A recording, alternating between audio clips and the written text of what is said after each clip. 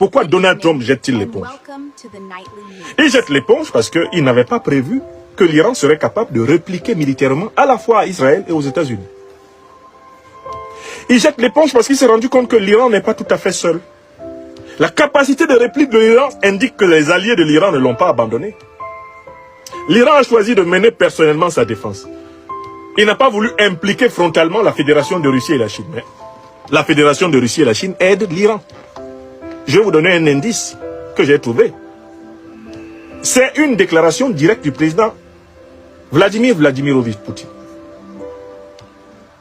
Recevant le ministre iranien des Affaires étrangères à Moscou, Vladimir Poutine a dit la chose suivante. J'ai pris mon téléphone et j'ai appelé les dirigeants américains. J'ai appelé le dirigeant israélien et j'ai appelé le dirigeant iranien.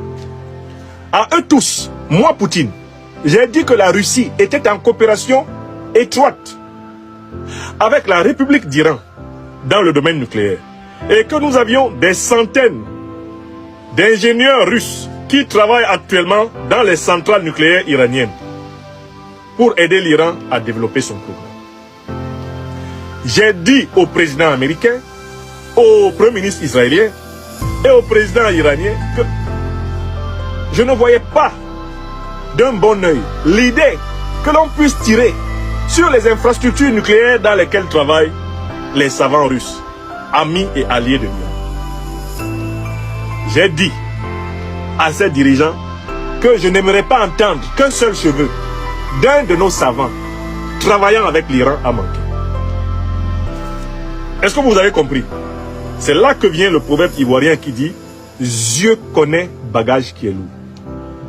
En continuant à vouloir frapper les sites nucléaires iraniens,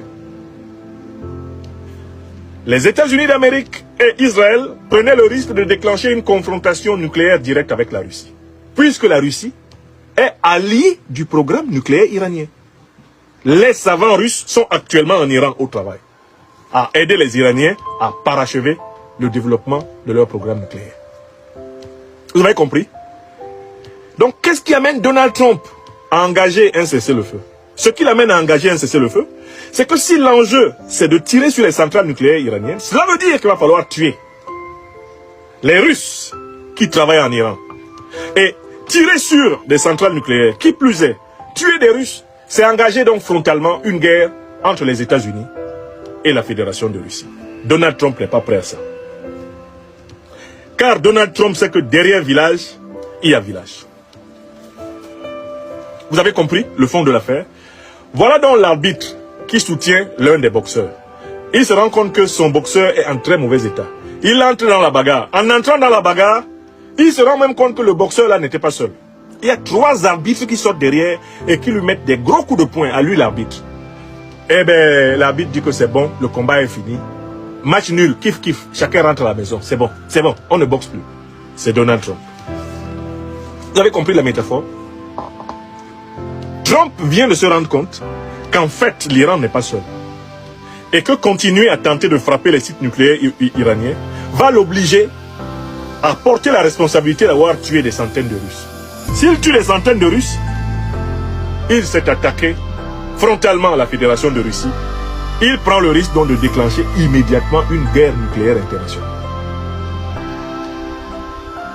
Vous avez compris pourquoi Donald Trump a annoncé le cessez-le-feu?